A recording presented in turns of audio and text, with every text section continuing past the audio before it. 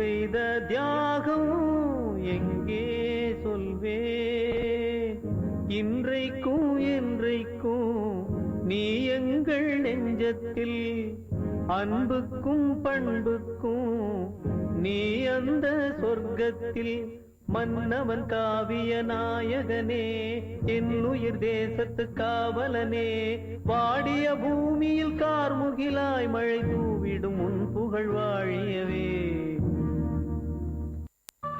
ஏழைகள் வாழ நீ செய்த யாகம் என்னென்னவென்று எங்கே சொல்வே. பல்வேறு திரை பிரபலங்கள் தேமுதிக தலைவர் நிறுவனர் விஜயகாந்திற்கு அஞ்சலி செலுத்தி வரும் நிலையில் சூப்பர் ஸ்டார் விஜயகாந்த் அவர்கள் சூப்பர் ஸ்டார் ரஜினிகாந்த் அவர்கள் விஜயகாந்த் உடலுக்கு அஞ்சலி செலுத்த வந்திருக்கும் காட்சிகளை தற்போது பார்த்து கொண்டிருக்கிறோம். அன்புக்கும் பண்புக்கும் நீ அந்த சொர்க்கத்தில், மன்னவன் காவிய நாயகனே, என் உயிர் தேசத்து காவலனே, வாடிய பூமியில் கார்முகிலாய் மழை தூவிடும் உன் புகழ் வாழியவே.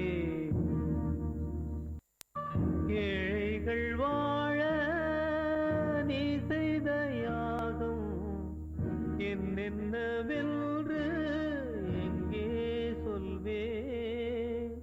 அன்பாலே சேர்ந்த நெஞ்சங்கள் வாழ நீ செய்த தியாகம் எங்கே சொல்வே. இன்றைக்கும் என்றைக்கும் நீ எங்கள் நெஞ்சத்தில், அன்புக்கும் பண்புக்கும். தேமுதிக தலைவர் விஜயகாந்த் கண்ணீர் அஞ்சலி நிகழ்வு நடந்து கொண்டிருக்கிறது. இதுக்காக சூப்பர் ஸ்டார் விஜயகாந்த் ரஜினிகாந்த் அவர்கள் அஞ்சலி செலுத்தி வருகிறார். இது பற்றிய கூடுதல் விவரங்களை அளிக்க வருகிறார் எமது தலைமை செய்தியாளர் ஜெயக்குமார். கண்டிப்பாக மார்ஷல், தேமுதிகவினுடைய நிறுவன தலைவராக இருந்து அந்த இயக்கத்தை கட்டி காத்திருந்த கேப்டன் விஜயகாந்த் இன்று அந்த தொண்டர்களை விட்டு பிரிந்திருக்கிறார். இரண்டாவது நாளாக அவருக்கு கண்ணீர் மல்க தொடர்ந்து அஞ்சலி செலுத்தி கொண்டிருக்கிறார்கள். சென்னை தீவுத்திடல் பகுதியில் வைக்கப்பட்டிருக்கிற அவரது உடலுக்கு திரைப்பட நடிகர்கள் ஏராளமானோர் திரண்டு அஞ்சலி செலுத்தி வருகிறார்கள். தற்பொழுது சூப்பர் ஸ்டார் ரஜினிகாந்த் கேப்டன் விஜயகாந்தினுடைய உடலுக்கு மாலை அணிவித்து அஞ்சலி செலுத்தி வருகிறார். கேப்டன் விஜயகாந்தினுடைய மனைவி பிரேமலதாவிற்கு அவர் ஆறுதல் தெரிவித்திருக்கிறார். உடன் அவருடைய உறவினர்கள், மகன்கள் எல்லாம் இருக்கிறார்கள். அவர்களுக்கும் அவர் ஆழ்ந்த இரங்கலை தெரிவித்து வருகிறார். தற்பொழுது விஜயகாந்த் செய்தியாளர்களை சந்திக்கிறார். அந்த இடத்தில் அந்த காட்சிகளை பார்க்கலாம்.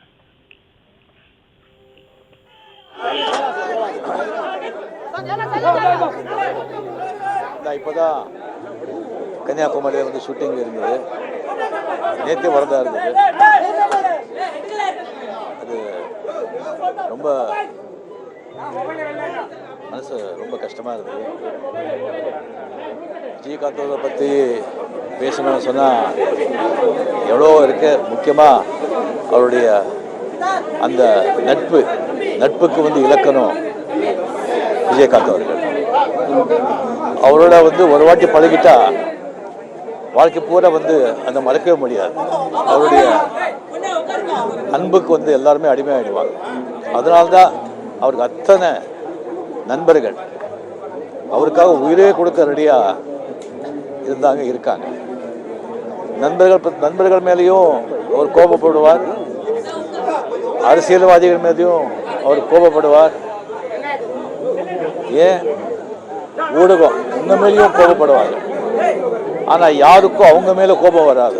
ஏன்னு சொன்னால் இந்த விஜயகாந்த் அவருடைய கோபத்துக்கு பின்னால் ஒரு நியாயமான காரணம் இருக்கும். சுயநலம் இருக்காது, ஒரு அன்பு இருக்கும். அவர் வந்து ஒரு தைரியத்துக்கும் வீரத்துக்கும் இலக்கமானவர். அவர்கிட்ட பழகினவருக்கு வந்து எல்லாருக்குமே அவரை பற்றி சொல்கிறதுக்கு எவ்வளவோ வந்து நினைவுகள் இருக்கும். எனக்கு வந்து எவ்வளவோ இருக்கிறது. ஒரு ரெண்டு முக்கியமானது, எனக்கு உடம்பு ரொம்ப சரியில்லாமல் ராமச்சந்திரா மெடிக்கல் ஹாஸ்பிட்டலில் நான் வந்து சுயநலம் இல்லாமல் அங்கே இருக்கும்போது நிறைய பேர், மீடியா, ரசிகர்கள், மக்கள் எல்லாருமே வந்து அங்கே ரொம்ப தொந்தரவாக இருந்தது. கண்ட்ரோலே பண்ண முடியல. அப்போ விஜயகாந்த் அங்கே வந்துட்டு ஒரு 5 நிமிஷத்தில் அது என்ன பண்ணாரோ தெரியாது, எல்லாரையும் வந்து அங்கிருந்து சொல்லி கிளியர் பண்ணி வீட்டில் வந்துட்டு என் ரூம் பக்கத்துலேயே எங்கள் ரூம் போடுங்க, யார் வராங்க நான் பார்க்கலாம், நான் பார்த்துக்கிறேன் அண்ணன்னு சொன்னாங்க. அது வந்து குடும்பத்தார் வந்து மறக்கவே முடியாது.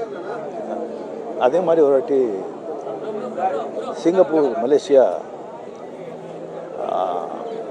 இந்த ஷோக்கான நடிகர் சங்கம் இந்த ஷோக்காக போகும்போது மலேசியாவில் வந்துட்டு எல்லாம் முடிச்சுட்டு வரும்போது நான் எல்லாம் பஸ்ஸில் ஏறிட்டாங்க. நான் வந்து கொஞ்சம் வரும்போது கொஞ்சம் நேரமாச்சு. ரசிகர்கள் அவங்க எல்லாமே ரொம்ப சூழ்ந்துட்டாங்க, மீடியா எல்லாமே வரவே முடியல. ஒரு 5 நிமிஷம் திண்டாடுறேன். அந்த பவுன்சர்ஸ் எல்லாம் இருக்காங்க, யாரும் ஒன்றும் பண்ண முடியலை.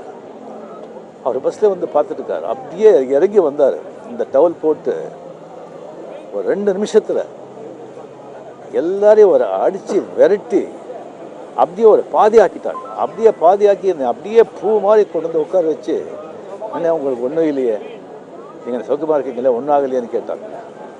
அந்த மாதிரி ஒரு ஆள் கடைசி நாட்களை அவர் பார்க்கும்போது ரொம்ப கஷ்டமாக இருக்குது. கேப்டன் அவருக்கு வந்து பொருத்தமான பேர். 71 பால், அவ்வளோதான். பல பவுண்டரிஸ், பல சிக்ஸர்ஸ், நூற்றுக்கணக்கான ரன்களை குவித்து மக்களை மகிழ வச்சு விக்கெட்டை எழுந்துட்டு இந்த உலகங்கிற ஃபீல்டை விட்டு போயிட்டார். வாழ்ந்தவர் கோடி, மறைந்தவர் கோடி, மக்கள் மனதில் யார்? விஜயகாந்த் போன்றோம். வாழ்க விஜயகாந்த் நாம்.